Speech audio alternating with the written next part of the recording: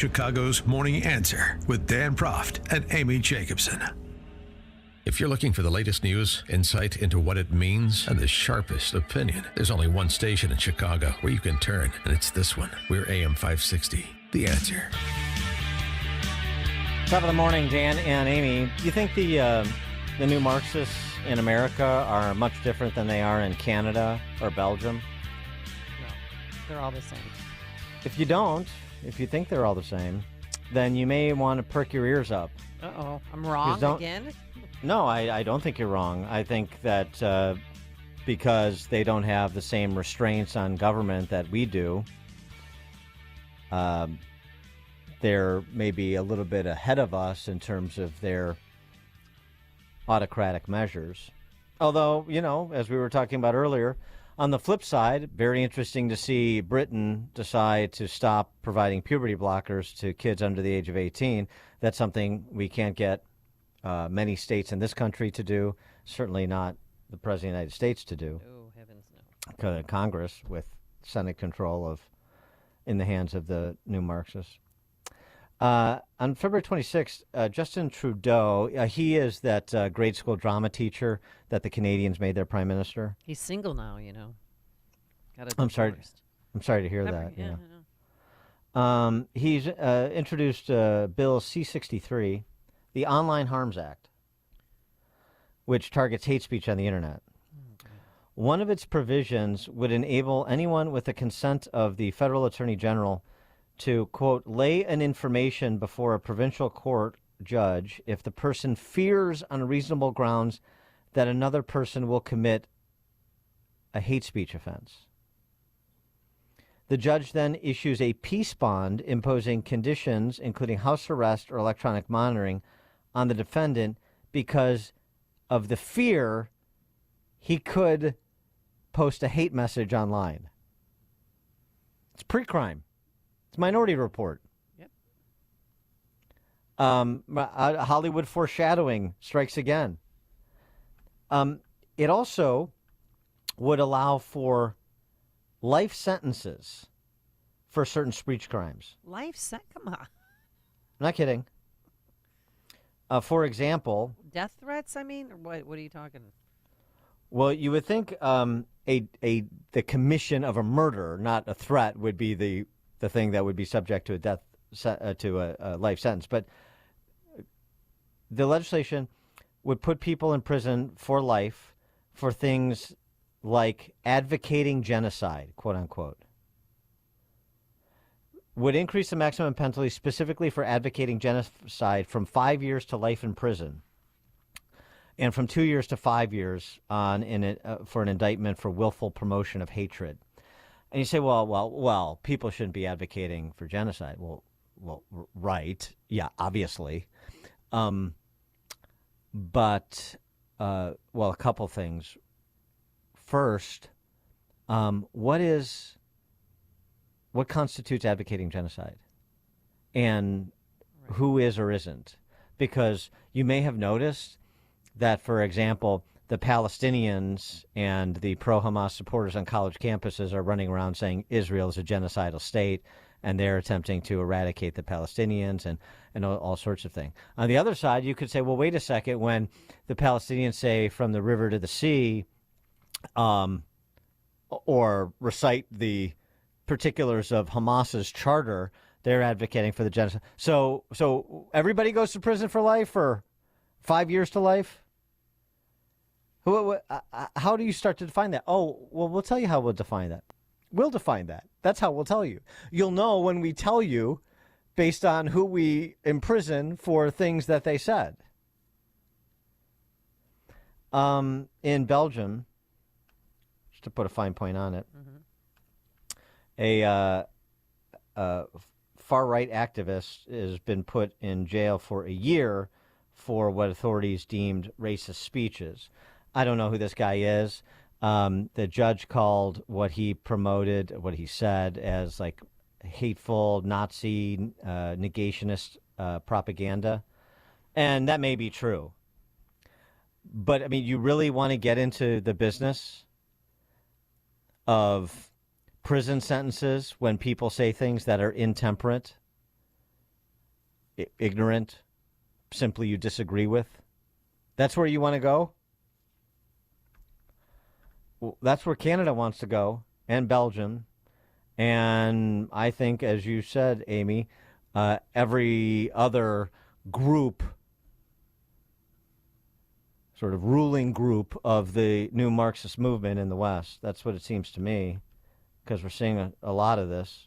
And it incubates from the K through 12 systems where this is the norm.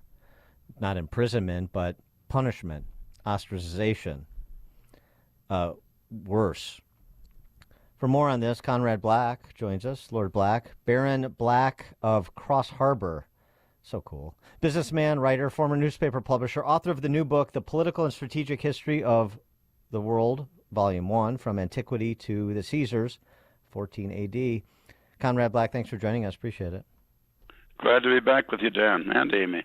Well, so, as a writer and somebody in the newspaper publishing business once upon a time, what do you make of the commitment to free and open expression and discussion and debate and reporting in the West these days?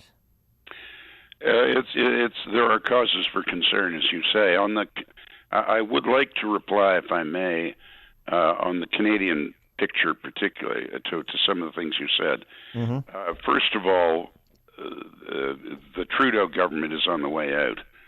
All the polls show that it will lose the next election, which is next year. Secondly, the bill that you described is subject to parliamentary modification.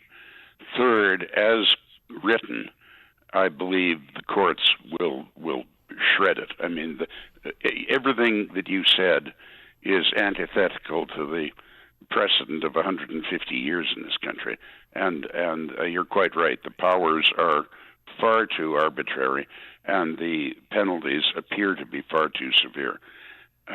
Next, I would say that it is only possible to entertain such a thing in a country that is profoundly tolerant. There is very, very little racial friction in Canada. And not because we're so virtuous, but there was never any economic justification for slavery. The idea was that Africans were better at bringing in tropical crops like cotton and tobacco than white people, but we don't have cotton and tobacco in this country. And so no one is here who didn't wish to come here or his ancestors wished to come here. So we don't have a lot of racial problems, so we're not talking about as serious an issue as it might be in a country with a more complicated sociology. But everything that you said is far from written in stone. The criticisms implicit in what you recited have been uttered here very loudly and very widely, and there is great concern about it. And the final thing I'd say is it's the courts that are involved here, and we do have a judicial system of great integrity. Unlike you, we do not have a 98% conviction rate, as you do in federal crimes.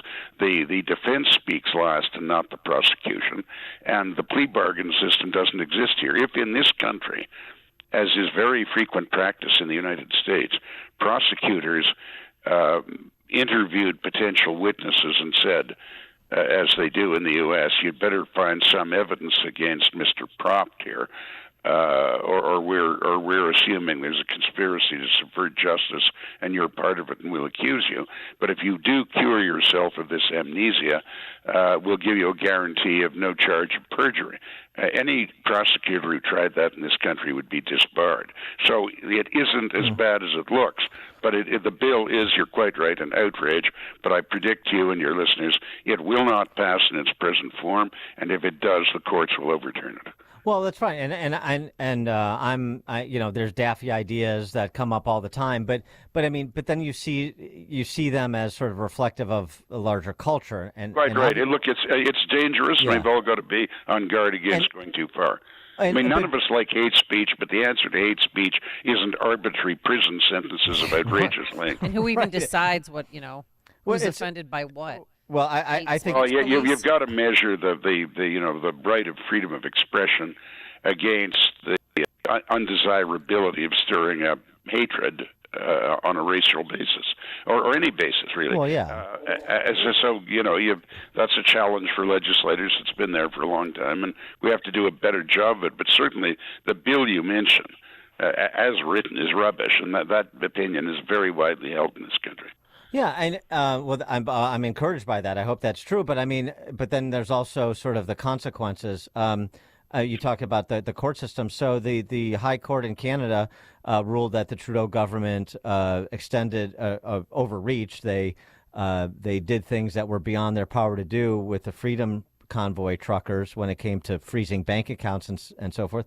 So what is the what is the recompense for those who were wronged by the government in that case? Well, I think the government is now very liable to lawsuits. I mean, the Supreme Court, the court judgment in that case stated that the Prime Minister did not have the constitutional right in the circumstances that prevailed to invoke what's called the Emergencies Act, and anyone who was wronged by that mistaken decision on his part has a right of action against the federal government. I mean, it's not the toothless tiger here. I mean, obviously in the end the taxpayers will pay for Justin Trudeau's error, but the victims will be compensated. Yeah, I mean, I'm thinking about this. It's interesting, sort of the comparative political and judicial systems between America and the U.S. But I mean, America and Canada. But it's just sort of the larger cultural zeitgeist, and it is not in the direction of Louis Brandeis and the cure for speech you don't like is more speech. That I guess is my larger point. And the other side, and we see it in Ireland, too, where they've wanted to criminalize misgendering people and so forth. So that just seems to be where it's going. And the other side is feeling their oats, it seems to me. They're completely unafraid. And the side that believes in free minds and free markets and a free society is a little too tentative for me. Look, I agree with you. But on the other hand, I have to tell you that if the heads of the leading universities in this country, say McGill University in Montreal and the University of Toronto and, say, the big French university, Laval, I'm an alumnus of Laval and McGill, if the heads of those universities told a parliamentary committee that the advocacy of the what amounted to the extermination of the Jews was a matter whose appropriateness was subject to context, they'd be out the next day, or probably the same day if it was before 3:00 that they said it. I mean, we're all wrestling with the same problems. You people have more complicated sociology. You do have a revolutionary tradition where things are constitutionally explicitly stated, and we're going off a general framework of laws and at a very long period of precedence, but they add up to almost the same thing. I mean, you will not get an abolition of free speech in Canada. I give you my word, it will not happen. All right. Conrad Black, Lord Black, Baron Black of Cross Harbor, businessman, writer, former newspaper publisher, author of the new book, The Political and Strategic History of the World, Volume 1, From Antiquity to the Caesars in 14 AD. Baron Black, Conrad Black, thanks so much for joining us. Appreciate it.